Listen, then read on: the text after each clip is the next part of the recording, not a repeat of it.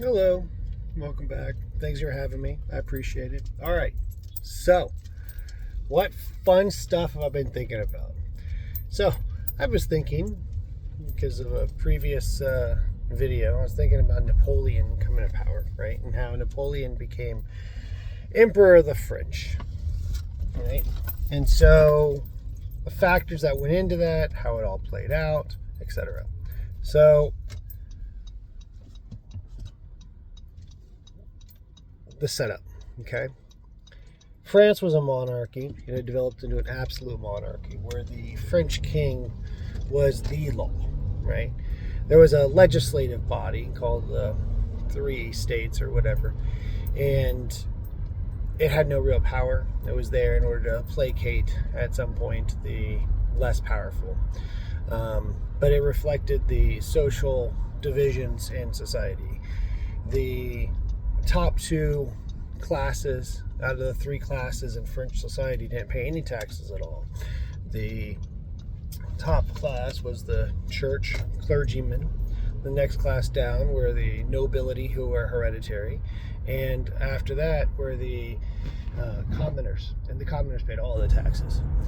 So the French king, as an absolute monarch, was able to do whatever he wants, raise taxes whenever he wants, go to war whenever he wants, do anything he wants. So France and England have been beefing for centuries, very, very long time. When people talk about the Sunni and the Shia, and they've had this long conflict, yeah, that's like the French and English, okay? And it was only very recently the French and English started getting along, but one way or the other. So at this point, the French and the English have been fighting all the time, going to war all the time, any opportunity. So the Europeans had started to colonize the Americas, right? The Spanish had very effectively colonized or come to rule the large swaths of the Americas. The Portuguese, what is now Brazil, and the English and French, as the major powers, had come to battle over swaths of North America. Now, the French and the English in one of these wars had ended up being called the 7 Years' War, or in the United States it's called the French and Indian War, and it was a very expensive war, and so the French had raised taxes and the British had raised taxes. The English in London had raised taxes on the colonies. And so the colonies rebelled, and they were like, hey, no taxation without representation, amongst other grievances. And so when they did that, the French were left with a conundrum. The French believed absolutely that the king is divinely empowered. He has God's given right to rule, period, right? He was born to that throne. That's why he's on that throne. That's the legitimacy of his power. On the other hand, they have the ability to go ahead and fund rebels against a fellow king, the English king, which would, of course, help them because they hate the English. So anything to hurt the English crown. So what do? They decide to betray their ideal for pragmatism. And the French monarchy and his inner clique decide that they're going to go ahead and give support and assistance to the American colonists in order to go ahead and fight the British. So they give quite an amount of support, and it ends up costing them a lot of money. So the Americans are free, right? Free of their overseas monarchy, and the French owe a lot of money. So the French king raises taxes again. Then the French pop off. French people end up losing it. They originally started going to the streets talking about how they don't want to pay more taxes, how the king needs to listen to them, etc. There's no movement to get rid of the king. But then it ends up getting rid of the king as it metastasizes and grows. It becomes this thing out of control, right? And revolutions burn, right? They're fire. And so this fiery burn becomes a push to stop the king and remove him because he's not listening. He's not listening to the demands. He's not falling back. He's not changing his mind, etc. And so they end up with a national assembly, which is a single body as opposed to the three council or assembly states that they had before. And so this single legislature goes ahead and removes the king, and they end up executing him. And everyone's aghast. The English are aghast. The other people are aghast in other countries. And so a thing that also happened a lot in Europe is that often when a monarch died without a clear successor, every other country would be like, well, our guy should be that monarch. They were mostly locals, right? But they were often supported by these different European powers, right? So, for example, the War of Spanish Succession was about the war of who would succeed in the Spanish throne. The War of the Austrian Succession was about who would succeed for Austrian throne, and so on. So this kind of thing happened all the time, where other countries participated in internal politics in order to help decide who the monarch was going to be, because that monarch was going to set policy for the rest of their life, more or less, in order to go ahead and decide how things were going to play out. And so when the French monarchy was removed, it made normal, complete sense for all of these European powers to be like, well, hold on a second, you can't get rid of a king. And not only can you not get rid of a king, we're going to come in there, we're going to put a king on the throne, because this is it's a crime against God. Because all of them believe that the crown was directly from God. So,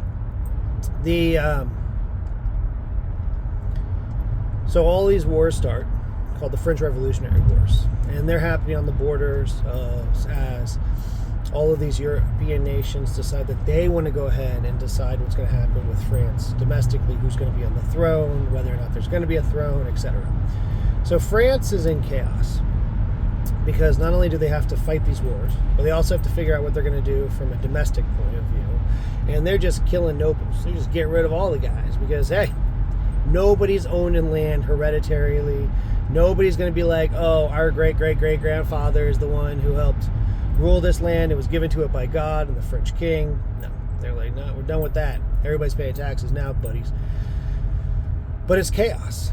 There's a whole bunch of different positions. There's some groups within the French National Assembly who hold that there should be a monarch, and they were on the right side. And there's people who hold that there should be no monarch at all, and there should be, maximal freedom for people to decide what they want to do. And there's people on the left, and that's where we get our contemporary right-left terms from, right? And these French Revolutionary Wars, though, are going on at the same time as this chaos is taking place internally. But on the French Revolutionary War front, a young Corsican is proven to be extremely effective. Now, Corsica is contemporarily French, right, as a French territory. It's been French for a long time. But the thing about Europe is that a lot of Europe was divided in ways that had very local languages, and they still do, because that's how things work. If people are in a place long enough without a whole bunch of other people coming in, they develop how to do their own thing, right? And so the United States has a little bit of this, but nothing like what Europe had. The United States was quickly closed by the gap of constant flow of immigrants moving across, and then the Industrial Revolution with the railroads and telegraph fundamentally ended that conversation. It made the United States almost one culture from border to border. But in Europe, this wasn't the case. Very close places could have very different cultures. So, Corsica, which was really an Italian island of Italian people, was conquered by the French and become part of France. And now there was this general, this young officer who had come up from there and had taken advantage of the chaos of the French Revolution to really promote his career. And his name was Napoleon Bonaparte. Now, Napoleon had flirted with becoming a member of the Corsican, Freedom Front, or whatever it was called, in order to get independence for Corsica. But it didn't he clashed with the leadership, and so he decided to just go full French. And so rather than fighting to free Corsica from the French during the French Revolution, he used his power as a member of the French military in order to go ahead and expand French power. He fought off the other Europeans. He became a real hero of the people. He became a real hero of all these different factions within France. He was extremely effective. He even conquered Egypt for the French at one point from the Ottomans, and that's where the Rosetta Stone was discovered, etc. And rumors about the nose of the Sphinx being lost because the French were firing artillery at it, but I think that's an old wives' tale, but I have to go ahead and confirm. So one way or other, so we have internal chaos with the French Revolution. Now, not only was there chaos within the groups of the French Revolution, but after they had killed all of these nobles, the leading bodies continued to use the Great Terror, as they called it, something that would echo in what the Soviets did later. They proceeded to turn on themselves, because every group that's not able to stabilize cannibalizes itself. And so the French revolutionaries who ran the French National Assembly turned on themselves and started even killing their political opponents. So there was an individual, Robespierre, who was the leading individual at this time. And Robespierre ended up becoming a victim of his own terror, because they went like, well, you're going too far, buddy.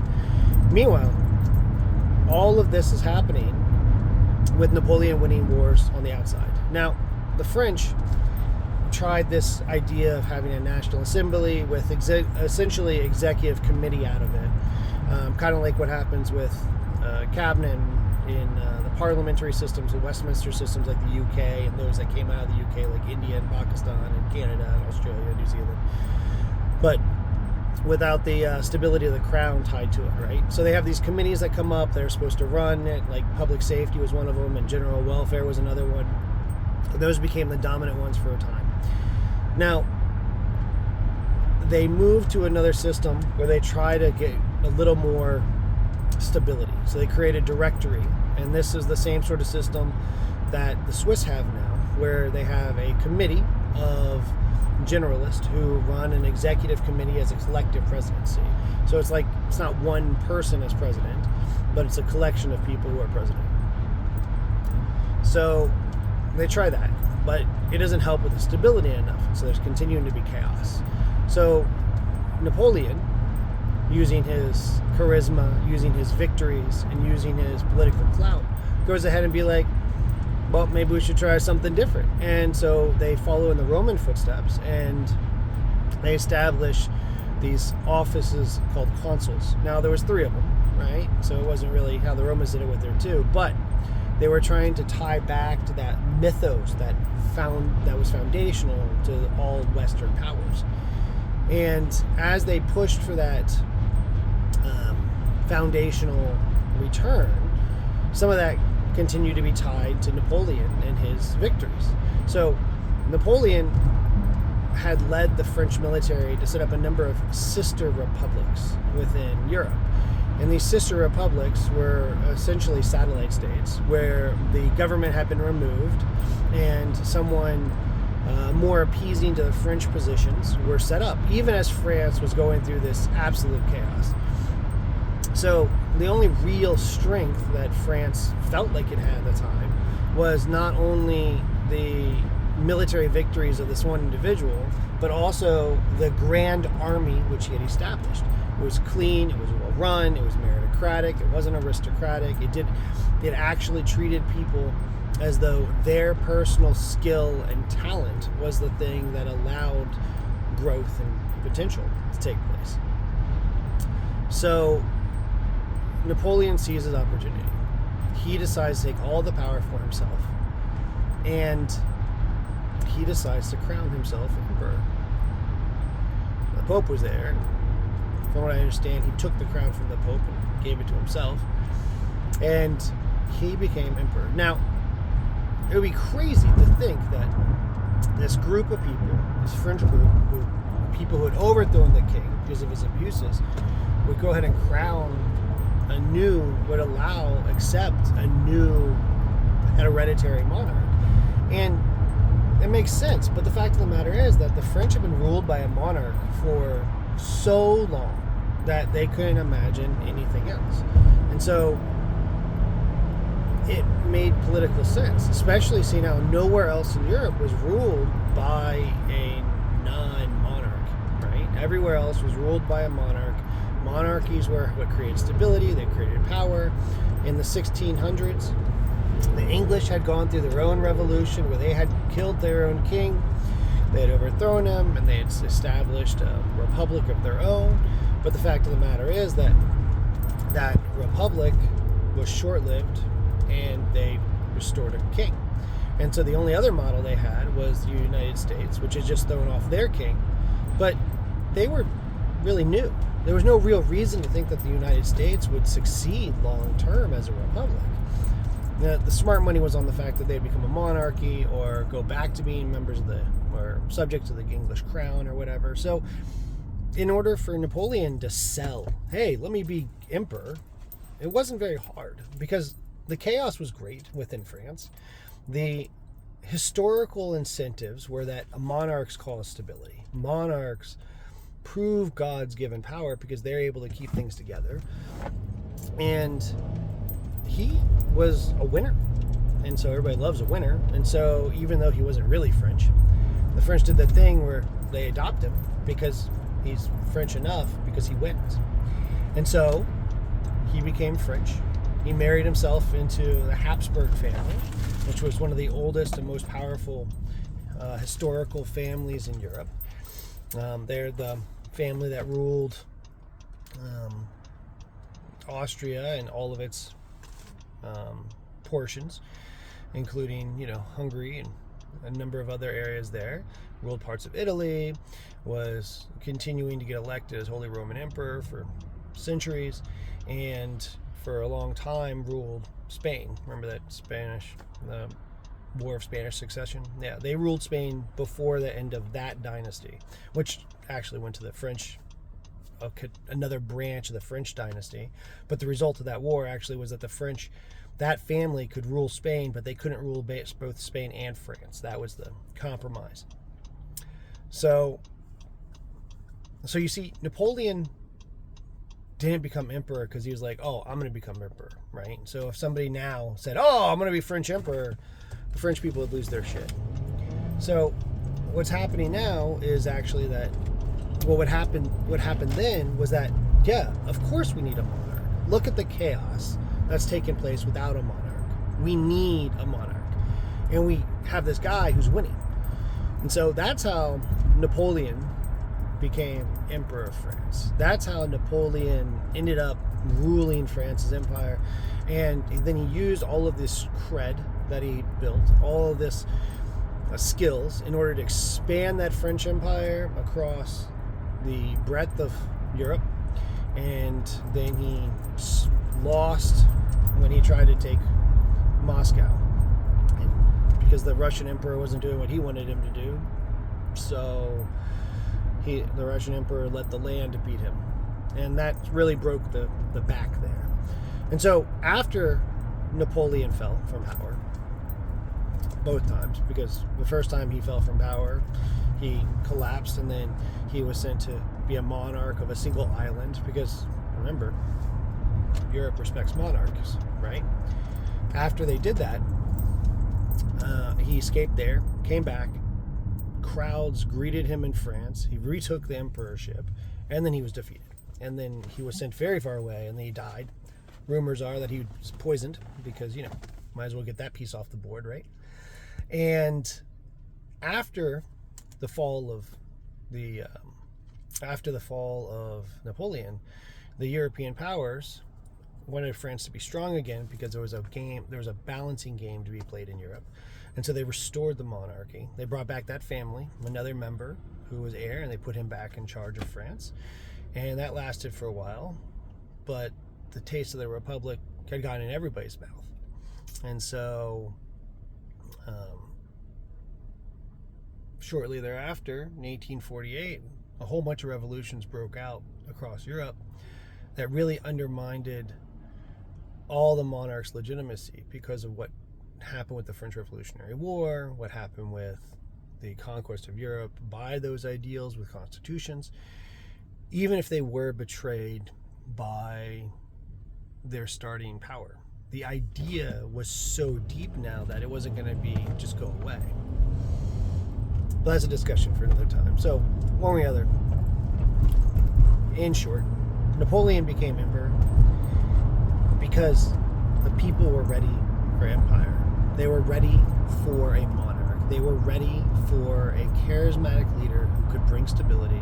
They were ready for a return to order after the great chaos of democracy. And so they were ready to return to a model that worked.